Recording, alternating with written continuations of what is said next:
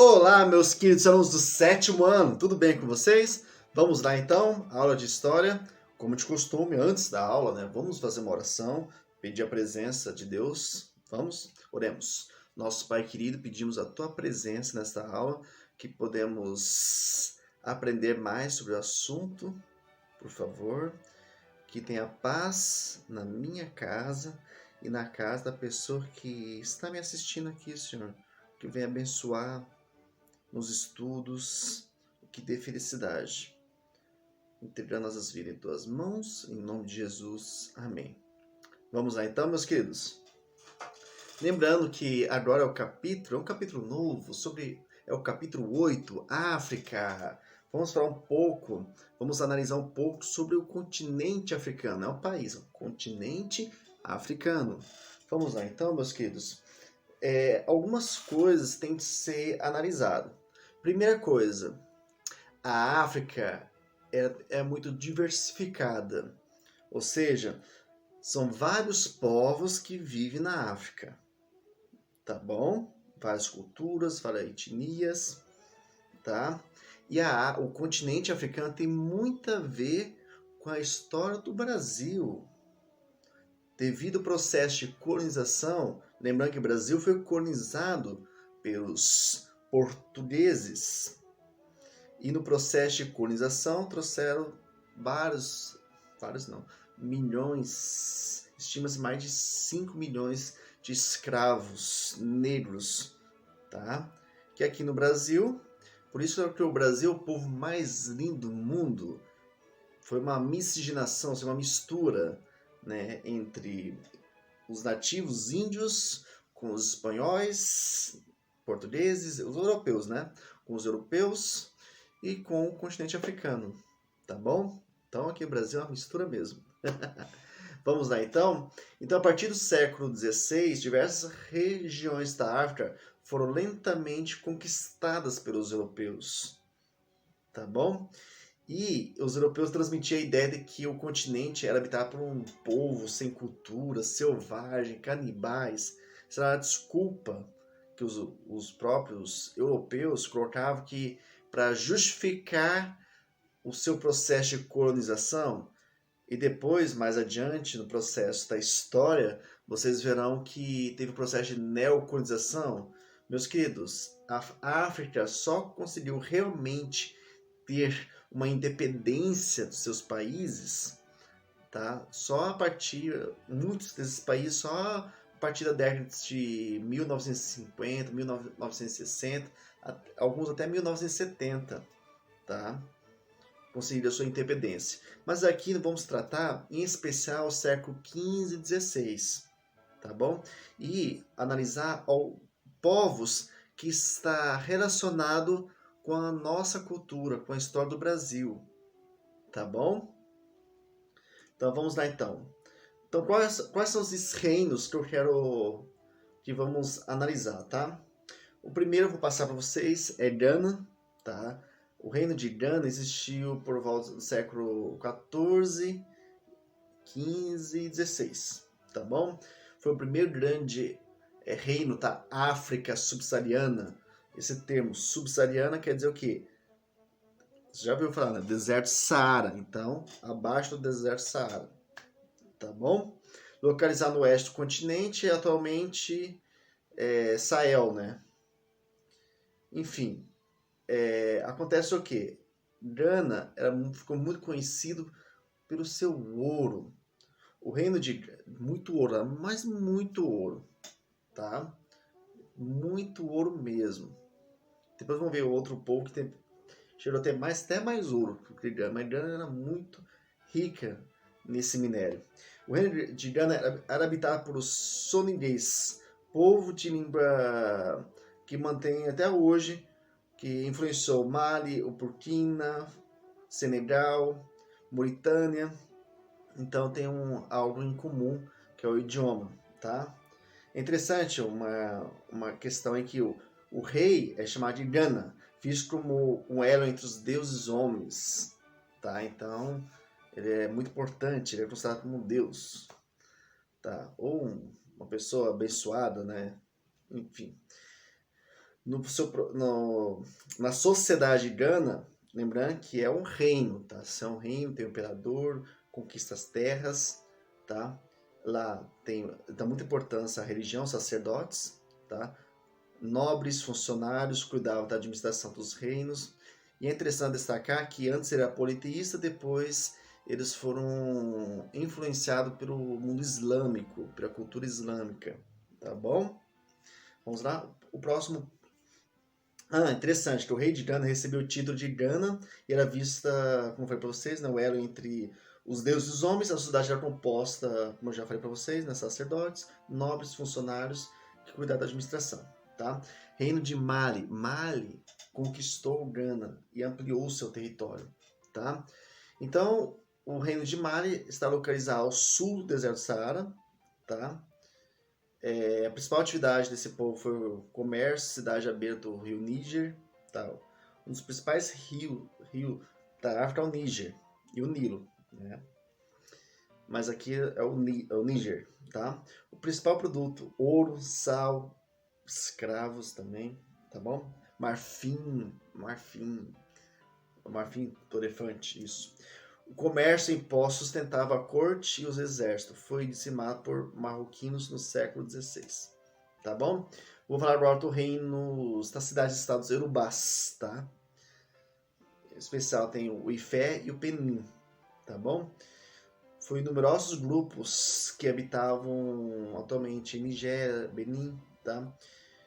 O comércio lembrando que cidades-estados, tá? Lembra cidades-estados? Cada cidade-estado tem suas leis, seus deuses, suas regras, tá bom? E uma das principais urubás é o Ifé e o Benin, tá?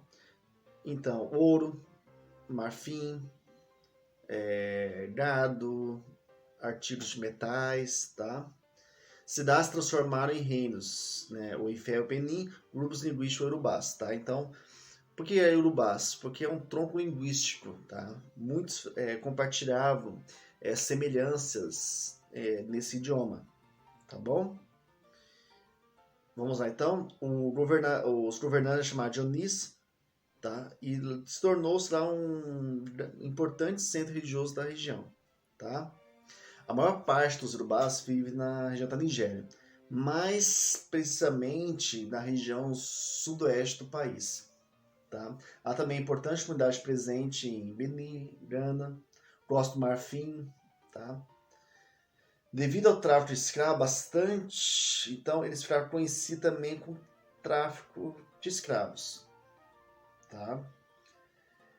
É importante destacar isso, tá, meus queridos? Que entre os africanos existia muitos conflitos. Porque o continente é enorme, certo? Várias culturas. E eles entravam em conflitos e escravizavam e vendiam para os europeus também, tá bom? E ele fez muito tráfico com o continente americano, especial Brasil, mais Cuba, tá? Haiti.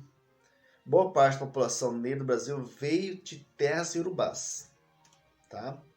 Reino de Abomé foi importante centro de tráfico também de escravos no século XVIII, tá? Mais adiante. Por ter acesso direto ao mar. O rei tinha um poderoso exército responsável pela expansão das fronteiras e pela captura de escravos. Então, Abomé está muito relacionado então, com o tráfico de escravos. Tá? Agora vamos destacar o reino do Congo. Tá? É interessante destacar que o reino do Congo ele teve várias trocas comerciais, relações com Portugal. E é importante que, devido à relação com Portugal, que foi no início de forma comerciante, depois teve confrontos, Portugal deu rasteira neles, vamos falar assim, mas boa parte lá foi convertida ao cristianismo. Lembrando que Espanha e Portugal representa o catolicismo, né? E boa parte foi convertida ao cristianismo. Tá? É importante destacar isso que boa parte da África é muçulmanos, mas também tem algumas regiões que é cristã. E tem muita influência de Portugal. Congo é uma dessas influências. Tá? Foi dessa região que saiu grande parte dos africanos que vieram para ser escravizados no Brasil. Tá bom? Eu destaquei o Bomé e algumas Urubás, mas Congo foi... Portugal teve muito acesso e boa parte, infelizmente, dos negros e escravos vieram ao Brasil. Lembrando que o processo de escravidão teve uma lei que aboliu a escravidão no Brasil só foi no ano de 1888, tá bom? Século XIX já, tá? Como era baseada a economia de Congo, tá? A base da economia era a agricultura. E o pastoreio também, domesticação de animais, tá? Os congos cultivavam, na agricultura, cultivavam legumes, frutas, criavam até porcos, cabras. E é interessante que eles transmitiram também muito conhecimento no plantio da agricultura para os portugueses, tá? Semear, regar e colher era feito pelas mulheres. É interessante isso, a participação das mulheres nessa cultura. Os homens trabalhavam na nas derrubadas das matas e havia imposto a pagar com alimentos, peles, tá bom? Então, ele é uma sociedade bem organizada, tá? Qual foi um dos principais motivos da decadência do reino? Com a morte do rei Afonso, tá? Rei de Portugal, o reino do Congo continuou servindo de sementeira para o tráfico de pessoas.